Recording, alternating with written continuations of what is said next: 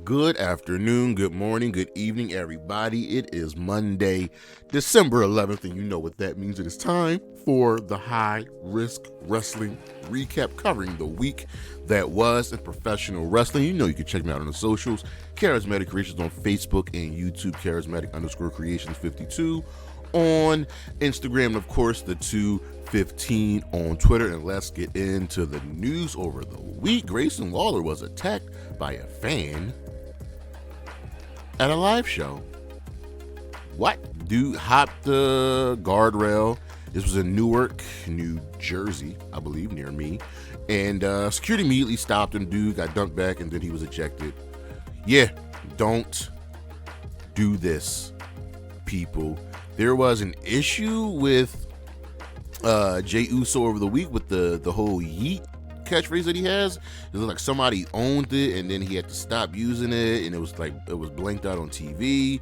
Now he's able to use it again after the trademark controversy, but he's got it back. So yeet. Vince McMahon isn't going anywhere. He is firmly at the helm of the WWE. He shows no signs of departure. So stock, this, that, and the third. Only thing that he will not be doing is getting involved in creative, period. Bryan Danielson is kind of the head of the disciplinary board committee for AEW, and he will now start imposing fines for social media misconduct. Essentially, it's just stuff that isn't professional to the company. It needs to be, look, any beef that you have, bring it up behind closed doors. And some upsetting news for me, Deonna Purrazzo is a free agent, will become a free agent pretty much soon, and will be exploring her options after leaving TNA. She has wrestled for WWE, NXT, AEW, Ring of Honor, AAA, and Stardom. She will have no shortage of suitors. She is one of the best women's wrestlers on the planet. Sticking with TNA, Okada will be returning to TNA as he will be wrestling at the Snake Eyes event in Las Vegas. We got to see what the match is, but I'm very much assuming it's going to be a tag match.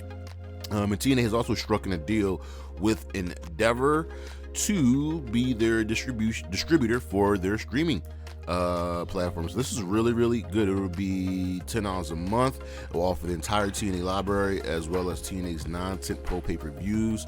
So stuff outside of Bound for Glory, Lockdown, stuff like that. But the other stuff, yeah, this is really, really good. I am so happy TNA is growing again, and we're getting there. Andrade, for the first time in 8 years, will be returning to CMLL, the promotion where he got his start. And there was a big backlash about this, but he's like, screw it. This is where I was at. This is where I started, which is good. Back to TNA, real quick. I'm just happy. I'm just really, really happy for them. And lastly, on the injury side of things, Charlotte Flair got injured in her match against Asuka. Looks like it's a knee injury. Sammy Guevara is ready to go. He has received the all clear for his return. He and Ty are celebrating the birth of their daughter. Those who have returned at a house show.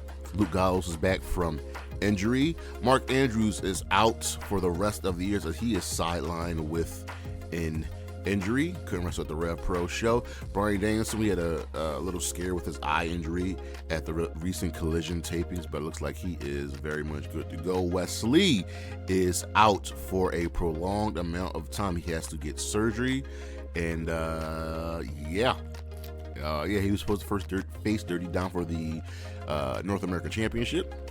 That was replaced by Dragon Lee. We'll see how long he will be out. Athena suffered a broken nose at the recent Ring of Honor television tapings. Looks like she will be having to possibly wrestle with a face mask on, but she's hoping for a swift recovery as she is, guess what, main eventing Ring of Honor final battle when she defends the women's championship against Billy Starks. And Thunder Rosa has received the all clear. She is good to go. She's just waiting to get that call from Tony Khan. I need Thunder Rosa back in the ring. That's the news, and we'll be right back with the week in review.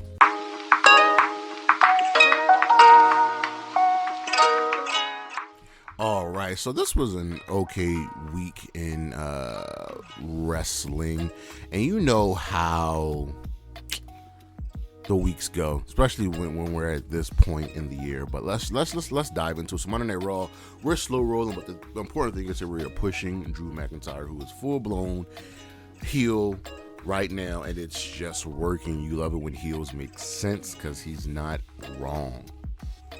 He's just not. So he explained himself again, and that Jay still hasn't given him an apology, and Sami is going to get everything that he's got coming to him. You know what I mean? Sami joined the bloodline. Sami helped cause matches, and he's going to get got, right? Sami comes out and was like, listen, I kind of understand it, but you and I aren't the same. Even I lost a friend of my family, and I still pulled myself back up. How would your family feel? And that pissed Drew off. They have a match. Drew won after working over Sami's leg, and then he later attacked Sami backstage. Yeah, Drew's killing it right now. Shayna vows to hurt Nia again. Becky and Nia come face to face, so we're setting this up. I don't know who's going to win between that match, because essentially Rhea needs an opponent at WrestleMania. Is it Becky? Is it Nia? It's probably Becky. We got a Jey Uso hype package since he is getting the World Championship title shot later in the evening. Nia Jax defeated Shayna Baszler. DIY defeated Imperium in a 2 out of 3 falls match. R-Truth is trying to join the Judgment Day, or he's just a part of the Judgment Day, according to him. Kaden and Katana defeated Tegan Nox and Natalya to become the #1 contenders for the women's tag team titles. Chelsea and Piper on commentary for this match. Cody Rhodes wants to know why Nakamura attacked him. Until he tells him face to face, he won't respect him. Nakamura, on one of these well-produced videos, once again says Cody gets to finish his story, but why can't I? I also won the Royal Rumble. I also lost the WrestleMania in my championship match, but I never got to finish my story, so why should Cody? It's good. I'm expecting Nakamura to lose his feud, though. The Creeds defeated Dom and JD. Seth Rollins wants nothing to do with CM Punk, which means we're probably going to get Seth Rollins versus CM Punk at WrestleMania. And Jay is ready for this match. And in the main event, Seth Rollins retained the World Heavyweight Championship over Jey Uso. And after the match, Drew McIntyre attacked Jay, taking him out with a Claymore, then putting him through the announce table. Over on Dynamite, the C2 continues. Mox defeated Roosh, earning 3 points. Roderick Strong can walk, and he is ready to go. Live the dream, live the gimmick. Hangman and MJF have a little tete-a-tete backstage, and Joe stops Hangman from beating up MJF. Swerve defeated Mark Briscoe, earning 3 points, eliminating him, Mark Briscoe, from the Continental Classic. The Devil's Goons bait Joe in the ring, because remember they're supposed to have this tag match, but we see the Devil on the screen, and then we see in the parking lot, MJF is laid out backstage with a broken beer bottle next to him. So clearly it's Hangman Page, right? Swerve tells Mox that he'll do whatever it takes to win, and Mox is like, all right, let's go. Toni Storm retained the Women's World Championship over Skye Blue in a fun match, and Riho returns. Remember, the Outcasts were the ones to take out Riho, so it looks like Riho's the next challenger, and they'll be facing each other at Winter is Coming. Jay White defeated Jay Lethal, earning 3 points and eliminating Jay Lethal from the C2. Christian Cage in the main event retained the TNT Championship, defeating Adam Copeland after Nick Wayne's mom cost Edge the match. And you figure, cost Adam Copeland the match. And like this wasn't to help Christian. Copeland did take out her son, like badly. Over Impact, and Worm was at the finish line of the Impact Wrestling era, but this show was a AAA co-branded show when they were in Mexico, and it was fine. It was good. We had some good fun matches, but we are ripping and ready to go for the TNA comeback. Over on SmackDown, Daddy's back, and he wants Roman. This was also the Tribute to the Troops show, so not a crazy show. Santos Escobar defeated Dragon Lee in the U.S. title tournament. Dom was ringside for this. Randy Orton paid his fine and then paid for a future fine because he's probably going to RKO Nick Aldis again. Lashley defeated Karrion Kross in the U.S. title tournament. Bayley is excluded once again from damage control activities. CM Punk talks, and he's really good at this. He names a few names, so we'll see where this goes. He's gonna start beef with everybody. Kevin Owens, Roman Reigns, Seth Rollins, he's coming for them. Asuka defeated Charlotte with help from Bayley, even though Bayley wasn't supposed to be here in this match. Charlotte was injured during the commercial break. And in the main event, Randy Orton and LA Knight defeated the Bloodline. Over on Rampage, Orange Cassidy retained the International Championship, defeating Angelico. Angelico is that dude and should get on TV more, but he's been really built up in Ring of Honor. Abaddon defeated Trish Adora. Julia Hart arrives and then leaves, pissing off Abaddon, Hobbs, and Takeshita defeated Christopher Daniels and Matt Sydal. And in the main event, Daniel Garcia lost to Bryan Danielson.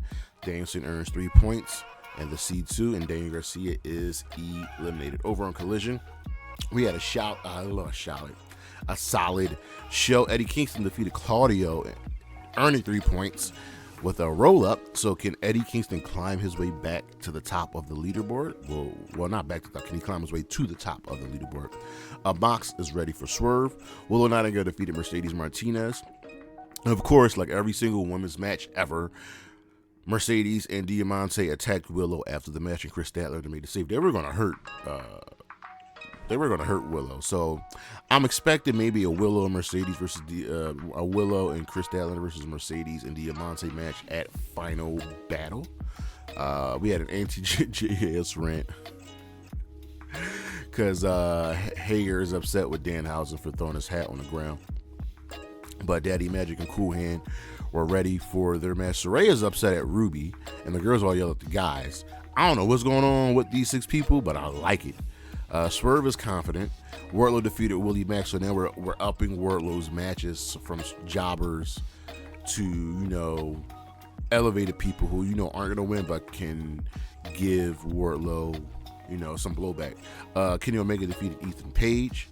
After the match, as Omega was walking up the ramp, Big Bill laid out Kenny Omega. Remember, Kenny and Jericho are the number of contenders for the tag team titles. Miro was mad at CJ for hyping Andrade, and he says after the C2 is over, he's going to beat the hell out of Andrade. So now apparently Miro's a full heel and a misogynist. Commander and Penta defeated Daddy Magic and Cool Hand. In the main event, Andrade defeated Bryan Danielson, earning 3 points in the Continental Classic. Our matches of the week from Monday Night Raw: Drew McIntyre versus Sami Zayn. This was an awesome match. Also from Monday Night Raw, Seth Rollins versus Jey Uso for the World Heavyweight Championship. From Dynamite, Swerve Strickland versus Mark Briscoe in a Continental Classic match. Also from Dynamite, probably my favorite match of the week, Toni Storm versus Skye Blue for the AEW Women's World Championship. From Collision, Eddie Kingston versus Claudio Castagnoli in a Continental Classic match, and also Andrade versus Bryan Danielson in a Continental Classic match. This was a really, really good week of wrestling. I was like deciding if anything on Deadline really stuck out to me. The closest thing I could possibly think of would be the men's Iron Survivor match. But our star of the week, sticking with Deadline though, Trick Williams. I love the role reversal. He's being built up. Will he be Dragunov? I don't think so. But will this lead into a feud with him and Carmelo? Yes. We had Braun Breaker turn heel. I think Carmelo's going to turn heel and be jealous of Trick. Like, yo, you supposed to be my boy and play second fiddle to me. So we'll see where that goes. But that is the week in review. Our matches of the week. Our star of the week. Next week, Howard's Wrestling Podcast. Top stories of 2023. We got a Flashback Friday coming this week. Also, I'm going back and forth on whether or not I'm going to cover NXT in 2024. I'm deciding. I'm thinking about it. Our social media as well. Check me out. Charismatic Creations on Facebook. And YouTube, Charismatic_Creations52 on Instagram and the 215 on Twitter. That, ladies and gentlemen, is the High vs. Wrestling Recap. I'm Jeremy Pearson. I will see you when I see you. Peace.